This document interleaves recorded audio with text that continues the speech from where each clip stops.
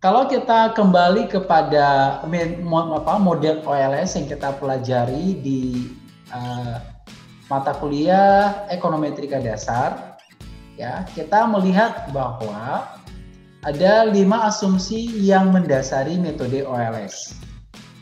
Apa yang kita kenal dengan bahwa tidak boleh ada korelasi antar variabel bebas, disebut dengan multikolinearitas. Atau tidak boleh ada korelasi antar waktu di dalam variabel residual, kita sebut dengan autokorelasi. Dan kemudian ada heteroskedastisitas dan lain sebagainya. Oke. Pengujiannya kan sudah kita pernah pelajari sebelumnya. Nah, ada satu hal yang lain yang perlu kita harus pahami dalam model regresi menggunakan metode ordinary least square, yaitu bahwa antara variabel bebas dan variabel residu, ya, nggak boleh ada korelasinya. Ya, jadi dalam model regresi kita, kalau kita estimasi dengan metode ordinary least square, asumsi yang harus kita penuhi adalah bahwa antara variabel bebas, independent variable, dan residual variable tak boleh ada korelasi. Atau dalam bahasa matematikanya, expected value of residual variable yang bergantung kepada independent variable itu haruslah sama dengan 0. Begitu. Ya, jadi kalau dia sama dengan 0 berarti korelasinya 0, nggak ada korelasi antara residual dan variabel independen. Nah, kemudian ini kalau misalnya kita mau mendeteksi bahwa apabila asumsi ini terpenuhi, cara mendeteksinya adalah yaitu bahwa semua variabel yang kita masukkan ke dalam model adalah haruslah variabel yang relevan. Haruslah variabel yang sesuai. Ya, bukan variabel yang mengada-ngada. Oke. Jadi kalau kita masukkan variabel yang relevan dalam model regresi kita, maka asumsi ini akan terpenuhi, atau dengan kata lain tidak ada atau tidak akan kita temukan korelasi antara residual dengan variabel bebas. Berarti kebalikannya apa? Kalau kita memasukkan variabel yang tidak relevan di dalam model, maka antara XI dan E akan ada korelasi. Begitu. Yang kedua, akan terpenuhi ini kalau tidak ada kesalahan dalam bentuk fungsi model yang kita bangun. Ya, jadi di matematika ekonomi kan kita belajar ada 2 bentuk fungsi umum. Yang pertama kita sebut dengan fungsi linear dan ada fungsi non-linear. Fungsi non-linear bermacam-macam. Ada yang fungsi kuadratik, kubik, polinom, apalagi ada eksponensial, ada logaritma, ya kan? Dan masih banyak bentuk model lainnya. Nah, pertanyaannya, ya, apakah model yang kita bangun ini adalah model yang linear atau tidak? Ya kan? Kan kita perlu uji linearitasnya. Nah, tetapi kalau misalnya ternyata model kita bukan linear, tetapi kita estimasi dengan metode OLS, artinya kita sedang melakukan kesalahan dalam membentuk fungsi modelnya. Nah, itu makanya kemarin kita belajar ekonometrika dasar, kita belajar tentang uji spesifikasi model. Nah, itu. Jadi, kalau misalnya tidak ada kesalahan dalam bentuk model yang kita bangun atau bentuk fungsi modelnya, maka asumsi tidak ada korelasi antara variabel bebas dan variabel residual akan terpenuhi. Berarti kalau sebaliknya, tidak.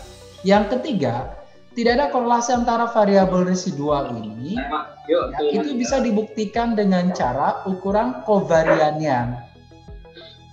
Ya, jadi kovarian antara nilai dari residual dengan salah satu variabel bebasnya. Nah, itu bisa diukur dengan nilai kovariannya. Kalau sama dengan 0 berarti tidak ada korelasi antara residual dan variabel bebas. Nah, kalau misalnya ada korelasi mereka, maka itu akan ditunjukkan oleh adanya nilai kovarian, ya. Kalau misalnya ada. Lalu kalau misalnya ada korelasi antara residual dan variabel bebas itu konsekuensinya apa secara ekonometrik ya. Nah, kita lihat konsekuensinya ya kalau misalnya ada korelasi antara variabel bebas dan residual ini ya. Kita akan coba lihat dari penjelasan begini. Misalkan kita punya regresi sederhana begini ya. Kemudian ketika kita estimasi nilai parameternya yaitu B1, ini B1 B besar, saya beri tanda B besar menunjukkan parameter. Ya, di mana parameter ini nanti kita estimasi dengan menggunakan statistik. Lalu kalau kita hitung dia dengan menggunakan varian dan kovarian, nilai B1 itu adalah ini ya, ini pendekatan varian dan kovarian ya.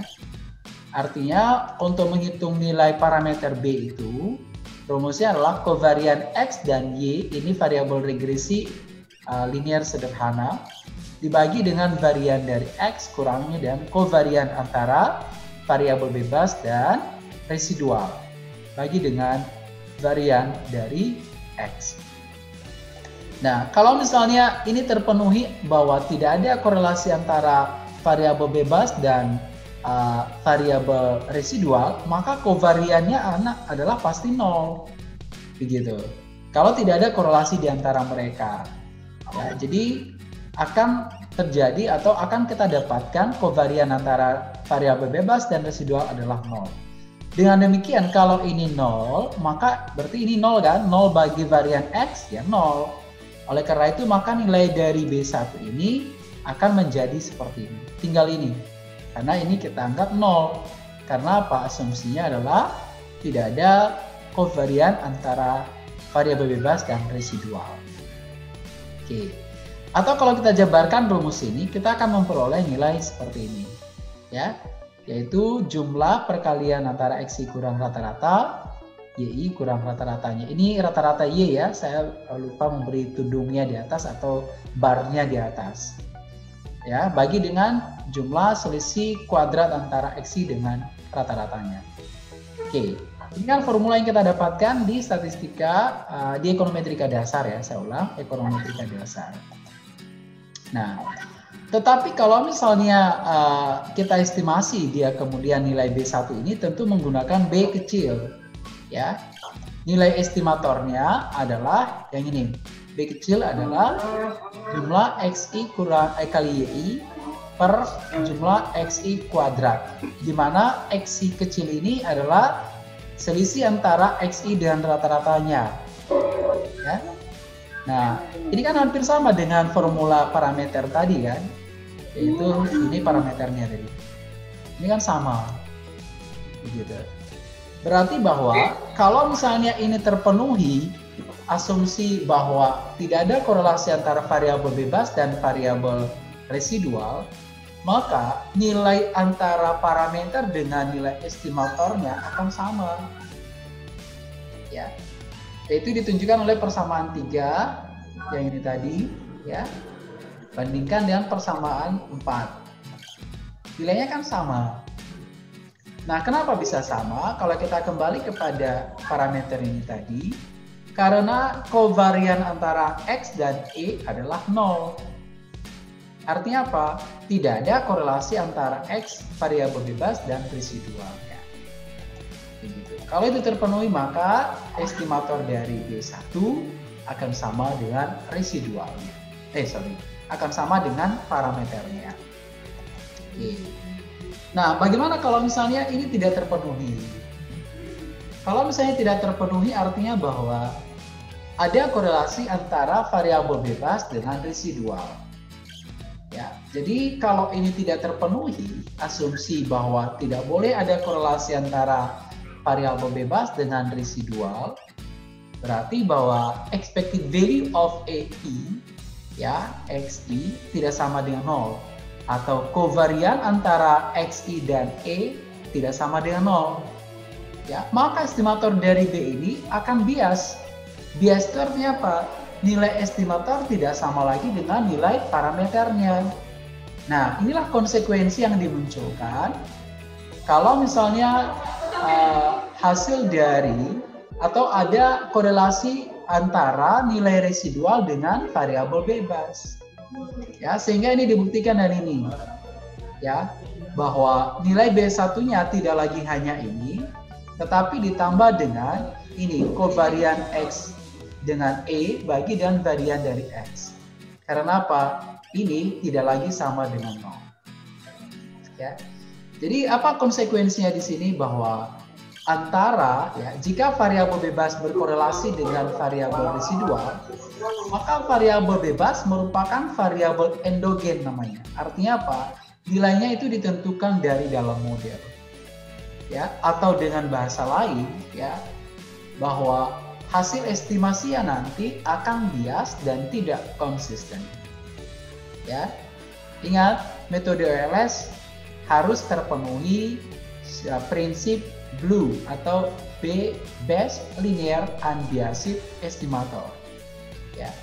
Jadi kalau misalnya asumsi ini tidak terpenuhi, maka konsekuensinya yang saya katakan di sini adalah dia tidak akan, atau dia masih bias, dia bias dan tidak konsisten. Nah, pada kondisi apa akan terjadi atau ada korelasi antara residual dan variabel bebas? Yaitu pada saat kesalahan variabel bebasnya ada. Artinya dalam pengukuran variabel kita itu akan ada kesalahan-kesalahan yang kita lakukan, maka akan memunculkan korelasi antar variabel bebas dan residual. Ya, jadi ketika kita belajar statistika kemarin, kita sudah tahu ya skala pengukuran data. Ada 4 ya. Pertama ordinal, kemudian nominal, ordinal, interval, dan rasio. Ya. Nah, kalau kita salah meletakkan skala ukuran datanya, maka konsekuensinya adalah bisa jadi akan menyebabkan korelasi antara residual dan variabel bebas kita. Oke, jadi ini muncul korelasi antara residual dan variabel bebas kalau kita melakukan kesalahan dalam pengukuran variabel bebas. Yang kedua, kita memasukkan variabel bebas yang tidak penting dan tidak memasukkan, sekali lagi saya ulang, memasukkan variabel bebas yang tidak penting ya, dan tidak memasukkan variabel bebas yang penting. Gitu. Misalnya kita mau melihat bagaimanakah atau faktor apa yang menentukan permintaan terhadap sebuah produk. Secara teori kan jelas bahwa harga barang sendiri yang menjadi penentunya. Tahu-tahu dalam model kita menggunakan variabel lain ya, yang mungkin tidak relevan. Misalnya karena jenis kelamin, karena suku, karena daerahnya, begitu. Ya, tidak memasukkan variabel harga. Nah, padahal variabel harga inilah merupakan variabel yang sangat besar pengaruhnya terhadap permintaan, begitu. Nah, kalau itu yang terjadi akan menyebabkan korelasi antara residual dengan variabel bebasnya. Ya. Karena apa? Residual ini kan menggambarkan semua variabel ya yang kita tidak masukkan dalam model. Itu prinsip dari residual kemarin ketika kita belajar ekonometrika dasar. Jadi kalau misalnya banyak variabel bebas yang semestinya ada dalam model tetapi kita tidak muatkan, ini nanti konsekuensinya adalah residualnya akan berkorelasi dengan variabel bebas. Yang ketiga, dalam model autoregresi kita yang kita pelajari minggu sebelumnya, ya, mendukung atau adanya korelasi antara variabel bebas yang merupakan variabel terikat kelambanan atau YT kurang 1 ya, dengan variabel residual. Begitu.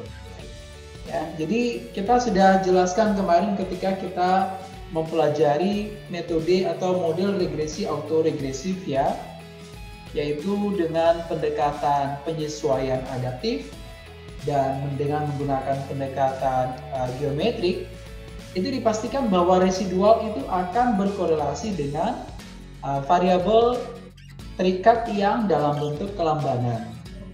Gitu. itu pasti. Nah, oleh karena itu ya, maka mengestimasi pendekatan autoregresif dan pendekatan penyesuaian adaptif, kita katakan kemarin tidak boleh kita estimasi dengan menggunakan metode OLS, tetapi kita estimasi kalau tidak menggunakan maximum likelihood, maka kita gunakan dengan menggunakan model variable instrumen. Ini yang kita akan pelajari hari ini. Nah, jadi inilah beberapa hal yang bisa menyebabkan kenapa nanti ada korelasi antara residual dan variabel bebas dalam model kita. Nah, nanti kita akan deteksi itu kira-kira sejauh mana kekuatan korelasi antara residual dengan variabel bebasnya. Lalu kemudian ada karena persamaan simultan ya. Pada pertemuan selanjutnya kita akan belajar model regresi simultaneous model namanya. Ya, jadi melihat pengaruh variabel bebas terhadap variabel terikat melalui variabel lain. Itu namanya model simultan. Nah, karena adanya keterikatan atau menggunakan variabel pengantara ini, maka ada kemungkinan bahwa variabel bebas akan berkorelasi dengan variabel residualnya. Nah, jadi 4 kondisi ini yang bisa menyebabkan korelasi antara XI dan E.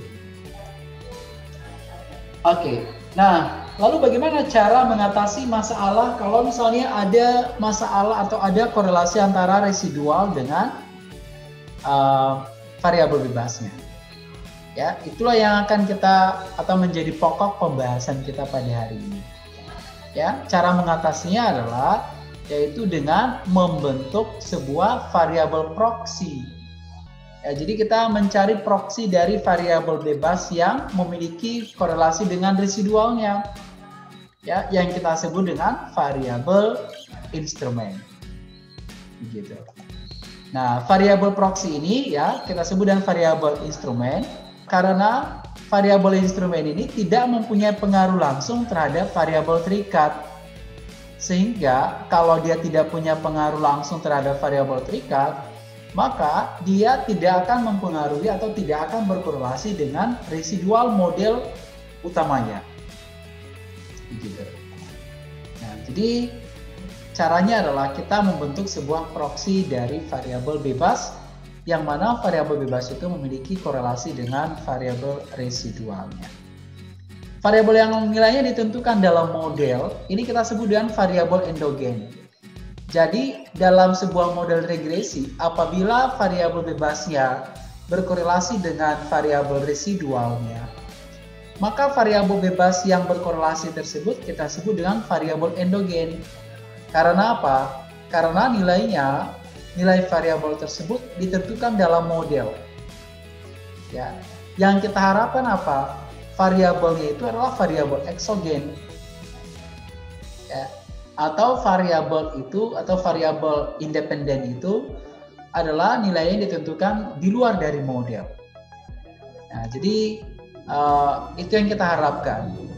Tetapi kalau dia adalah variabel endogen, ya maka itu dipastikan bahwa variabel bebas itu akan berkorelasi dengan residual. Nah, endogen dan eksogennya variabel dalam model yang kita gunakan, itu nanti kita ukur apakah model itu betul-betul eksogen atau endogen. Agar apa? Untuk memastikan atau mencari variabel instrumen yang bisa menjadi proksi dari variabel eksogen tersebut. Variabel endogen tersebut. Ya. Karena apa? Sekali lagi bahwa variabel endogen ini dipastikan akan berkorelasi dengan variabel yang residual. Ya. Jadi itu teman-teman ya, cara memberikan solusi kalau misalnya ada korelasi antara variabel residual dengan variabel salah satu atau beberapa variabel bebas dalam model yang kita bangun. Oke. Nah, variabel eksogen ini ya dipastikan tidak akan berkorelasi dengan residual. Tadi sudah saya sebutkan. Lalu pertanyaannya, apakah itu variabel instrumen? Ya, variabel instrumen ini tadi adalah proksi dari variabel bebas yang sifatnya endogen. Ya, karena apa? Kalau dia bersifat endogen, dipastikan akan mempengaruhi variabel residual. Oke. Jadi kita membangun sebuah variabel baru namanya variabel instrumen. Nah, variabel instrumen ini umumnya kita beri simbol dengan Z, yaitu adalah menggantikan variabel bebas yang memiliki korelasi dengan variabel residual. Atau bahasa sederhananya bahwa variabel bebas yang kita ganti dengan variabel instrumen ini adalah variabel bebas yang bersifat endogen. Ya. Jadi kalau sifatnya adalah endogen, maka akan berkorelasi dengan variabel residual. Oleh karena itu, agar model kita memenuhi asumsi, maka kita harus proksi variabel bebas yang bersifat endogen tersebut menggunakan variabel instrumen, ya, yang kita simbolkan dengan Z. Oke, jadi kira-kira begitu cara menerjemahkan, mempelajari atau memahami konsep model regresi variabel instrumen ini. Lalu pertanyaannya, apa karakteristik yang dimiliki oleh variabel instrumen ini yang akan kita jadikan sebagai pengganti variabel bebas yang bersifat endogen? Karakteristiknya adalah yang pertama, dia relevan. Ya.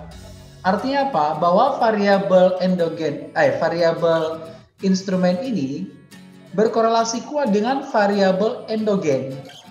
Sehingga kita bisa jadikan sebagai pengganti dari variabel endogen itu. Ya. Nah, kapan kita akan mengganti variabel independen? Ya, apabila variabel independen itu bersifat endogen. Makanya kita sebut namanya variabel endogen. Ya.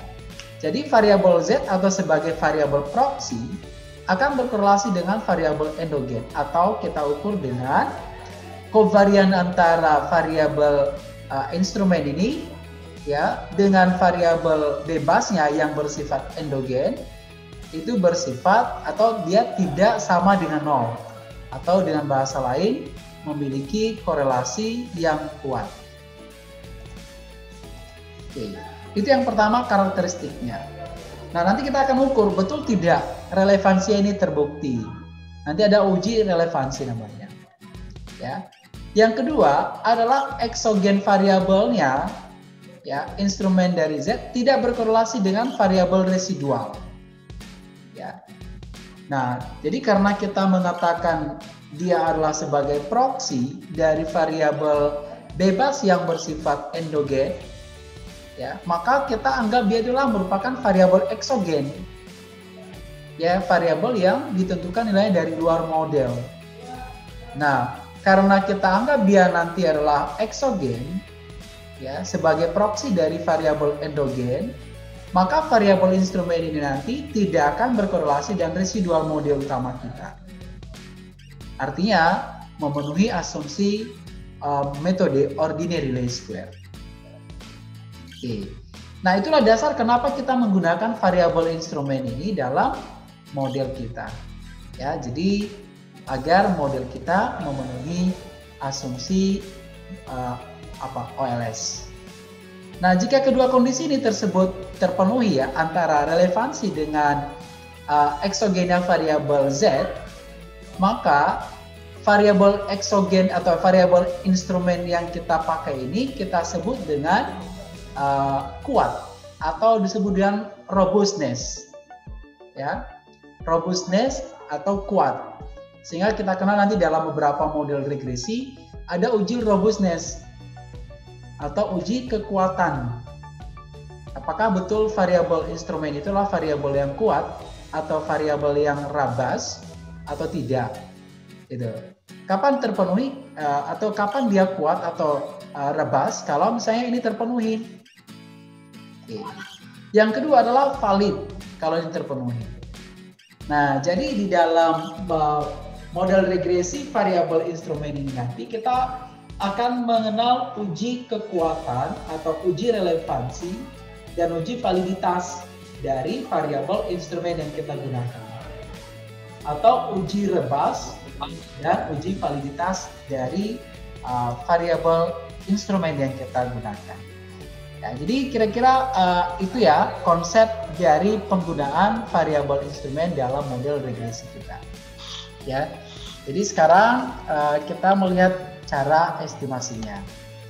Jika variabel instrumen itu kuat dan valid, nanti kita ukur ya, ada ukurannya atau disebut dengan robust dan valid.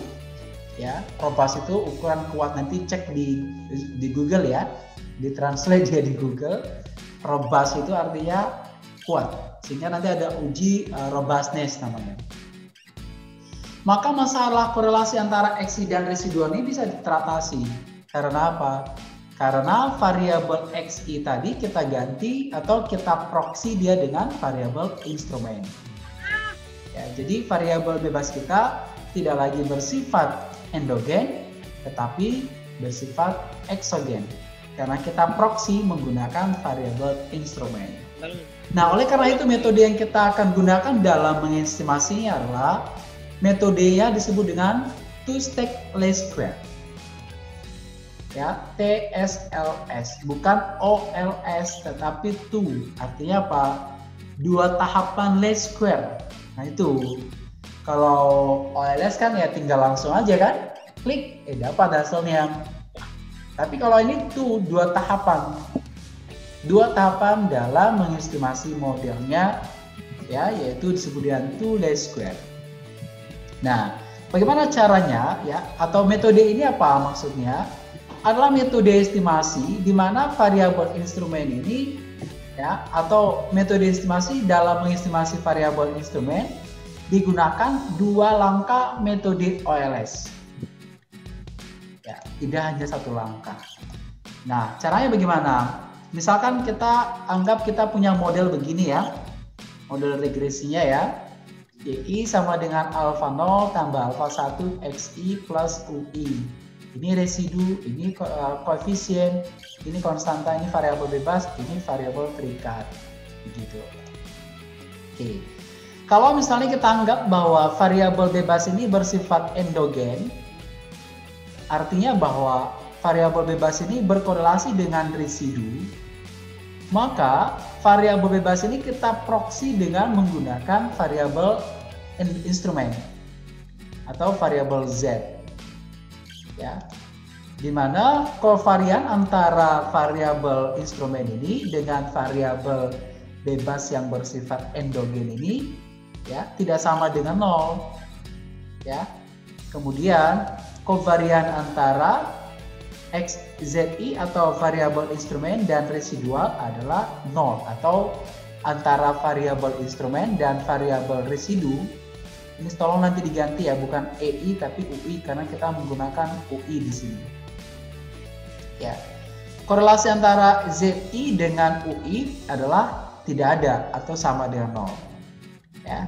Tetapi antara ZI dengan XI adalah kuat atau tidak sama dengan 0. Begitu. Oke, nah langkahnya adalah kita meregres variabel di mana XI kita jadikan sebagai variabel XI ini sebagai variabel terikat terhadap variabel instrumennya. Berarti variabel instrumen adalah variabel bebas. Variabel terikatnya adalah variabel X. Variabel bebas kita tadi kita jadikan sebagai variabel terikat. Ya. Tetapi kita akan ganti ini kalau misalnya sifat dari variabel ini adalah bersifat apa tadi? Bersifat endogen. Oke. Kita estimasi dengan metode OLS untuk mendapatkan apa? XI hat atau estimasi dari XI. Oke. Nah, ini kira-kira modelnya seperti persamaan 7. Nah, jadi kita estimasi ya seperti metode OLS biasa untuk dapat XI hat, artinya proxy atau pendugaan dari XI. Oke. Setelah kita dapatkan XI, baru kemudian XI ini kita ganti dengan XI hat. XI hat dari mana kita peroleh? Dari hasil estimasi persamaan ke-7. Oke. Nah, jadi kita tidak lagi menggunakan XI tetapi XI hat. Kalau ini sifatnya endogen, ya. Setelah kita memasukkan variabel instrumen di dalamnya, maka hasil estimasinya berubah menjadi eksogen. Nah itu. Jadi kalau sudah eksogen dia baru kita estimasi lagi dengan metode OLS biasa. Sehingga kita katakan dia two-stage least square atau ya 2 tahapan metode OLS. Nah sekarang kita belajar untuk menguji endogenitas variabel bebas. Ya, tadi saya katakan bahwa kita perlu proksi sebuah variabel bebas apabila variabel bebas itu bersifat endogen. Kalau dia bersifat eksogen ya udah nggak ada masalah, kita tinggal merun OLS-nya. Tapi kalau sifatnya adalah endogen, maka kita harus proksi variabel endogen ini dengan menggunakan variabel instrumen namanya.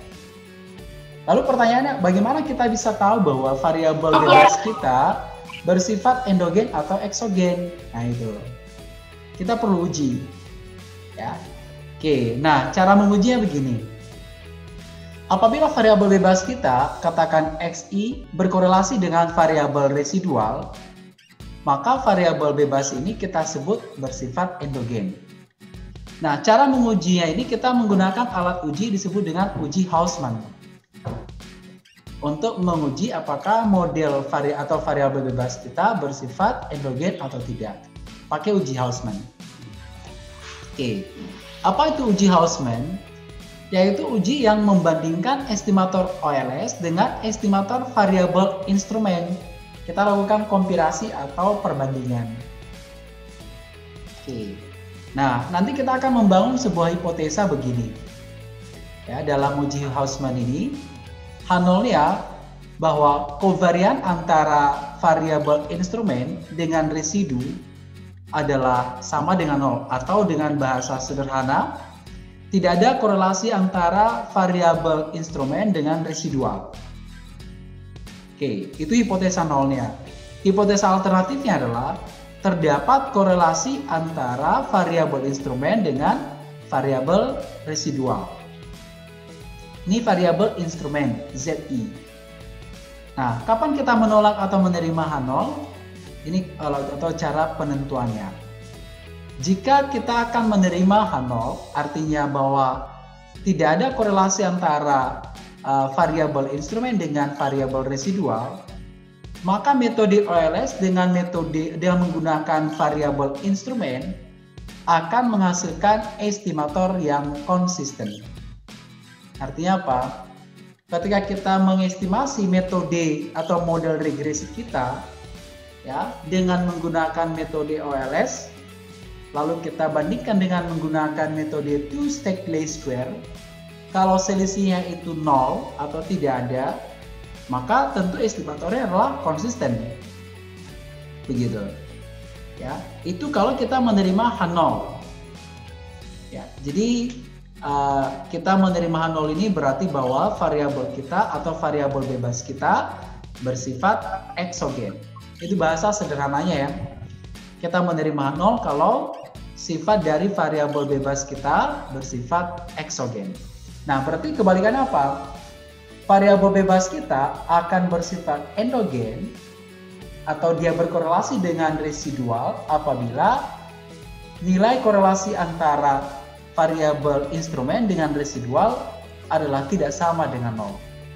Tadi kan kita katakan bahwa residu atau korelasi antara variabel instrumen dengan sebagai proksi dari variabel bebas yang bersifat endogen itu kuat. Nah, kalau kuat berarti bahwa akan juga berkorelasi dengan residual. Begitu. Tetapi kalau misalnya tidak ada korelasi antara variabel instrumen dan residual sebagai proksi dari variabel yang bersifat endogen tadi, maka dipastikan bahwa variabel endogen kita atau variabel bebas yang ada di dalam model utama kita yang bersifat endogen itu bersifat atau tidak berkorelasi dengan residual. Paham ya? Fakri Aldani Hadamen? Bisa diterima ya? Masih kurang, Pak. Masih kurang.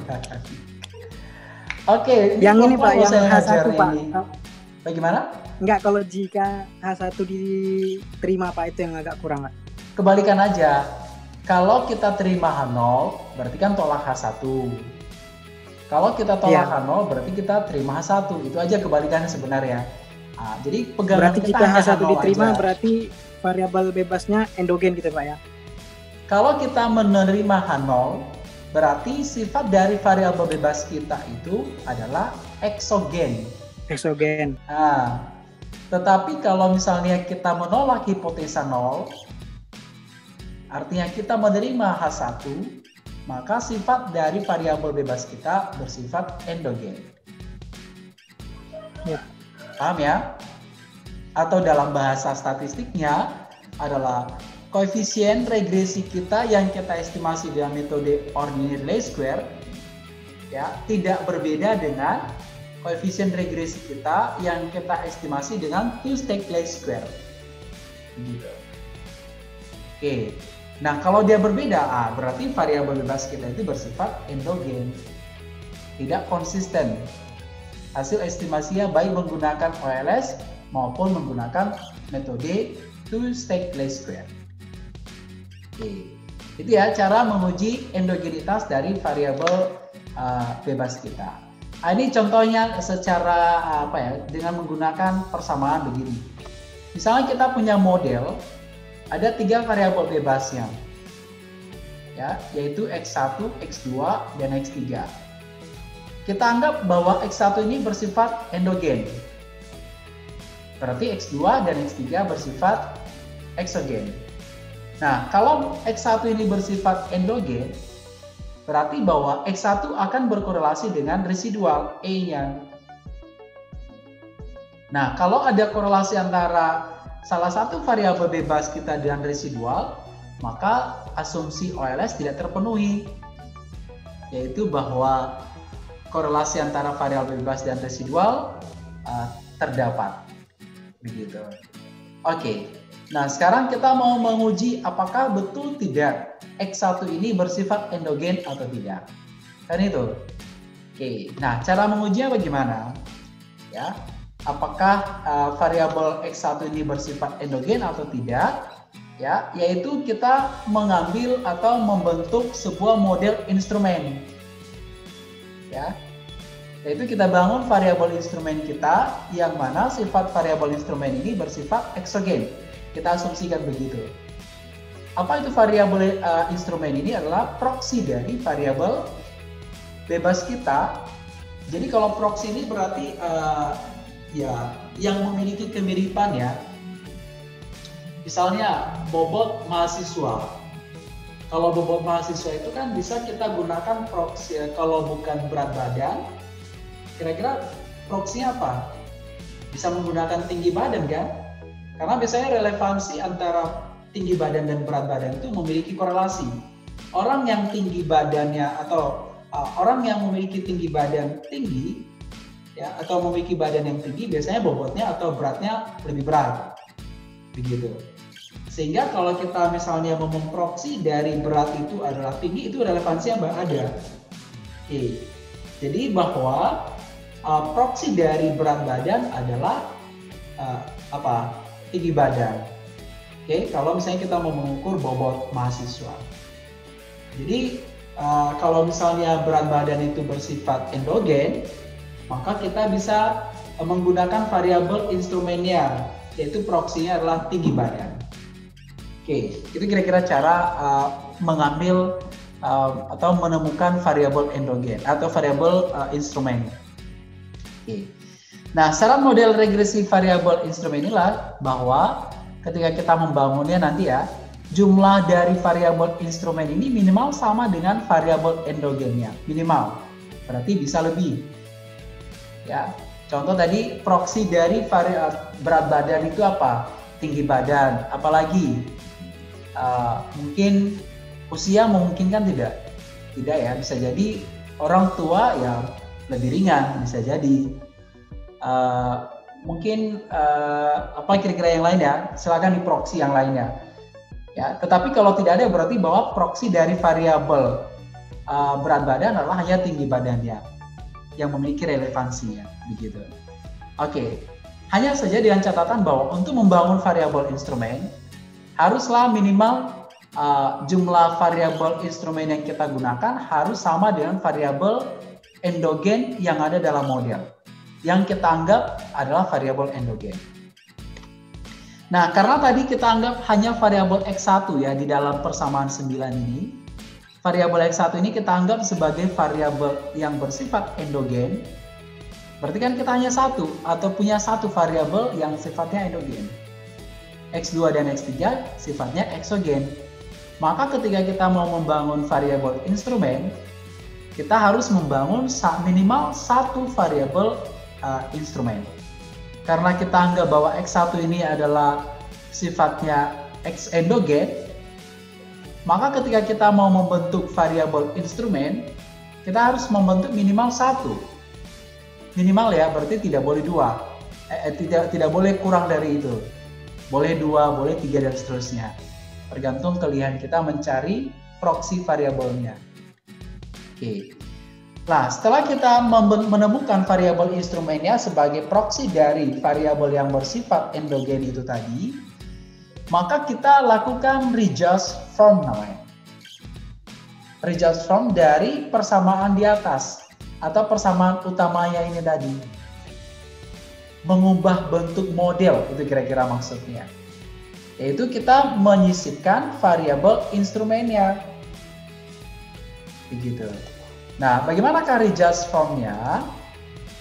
Nah, ini.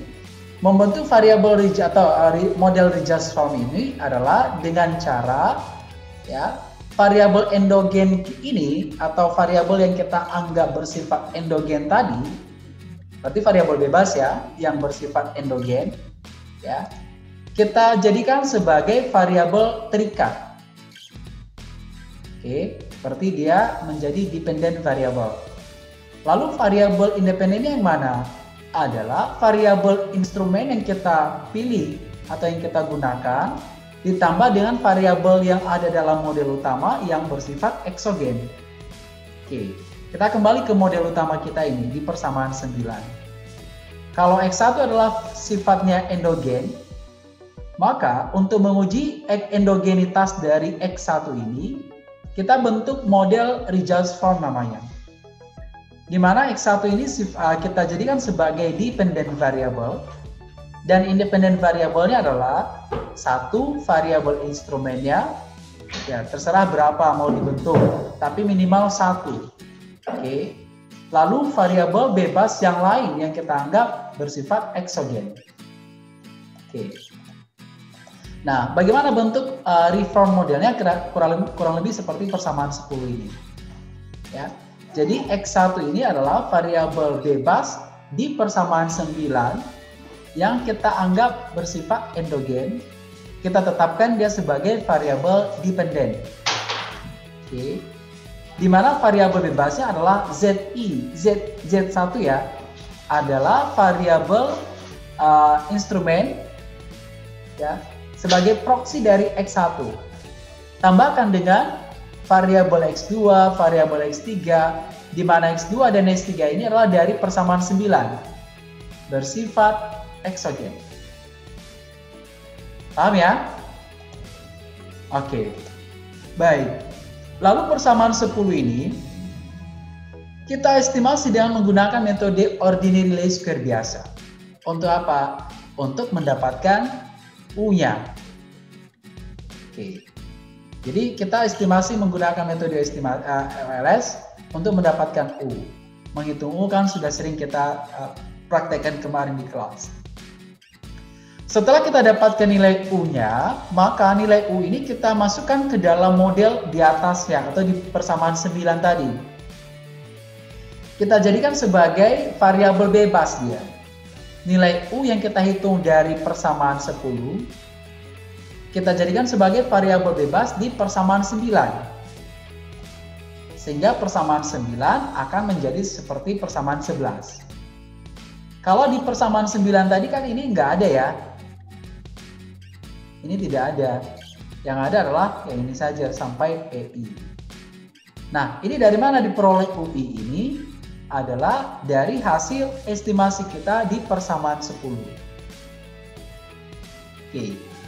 Nah, setelah kita mendapatkan persamaan 9, ya, maka kapan kita katakan dia bersifat endogen X1 itu atau tidak, kita bentuk hipotesanya. Yang kita uji itu adalah koefisien dari U yang kita dapatkan dari ini tadi persamaan 10. Oke, kita bentuk hipotesanya. Hipotesanya apa? H0-nya bahwa Q atau ini delta. Ini deltanya apa? Koefisien persamaan U tadi. Ya. Persamaan U tadi ini ya. Koefisiennya kita uji. Yaitu hipotesa nolnya bahwa delta sama dengan 0. Artinya bahwa tidak ada korelasi antara X1 dan EI.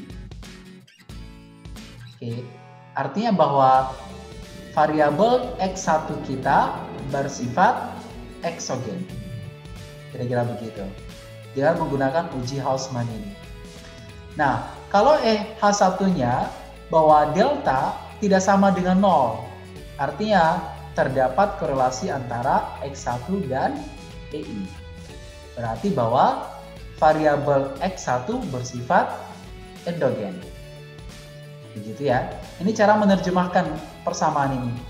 Ya, berarti H0-nya ini kalau delta sama dengan 0, maka kita boleh katakan variabel X1 kita bersifat eksogen.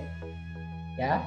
Dan kalau misalnya deltanya tidak sama dengan 0, artinya bahwa X1 kita bersifat endogen.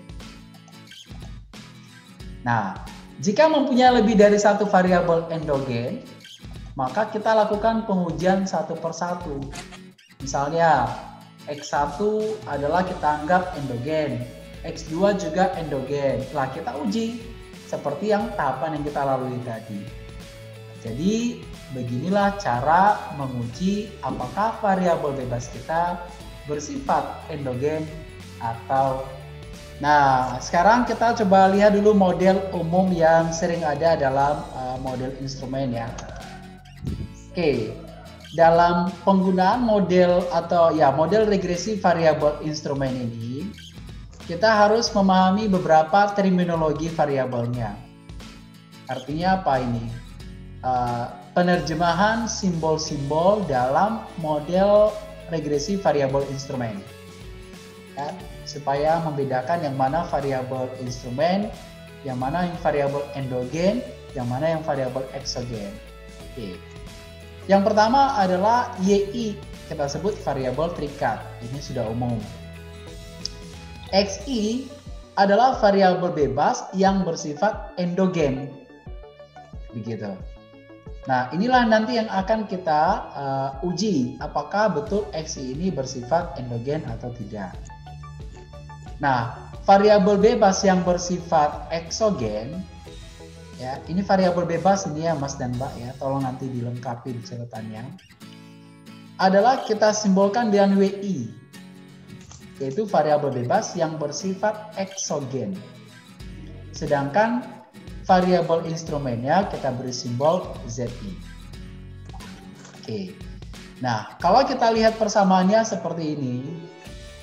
Misalnya YI sama dengan B0 tambah B1X1I tambah B2X2I sampai tambah dengan BKXKI.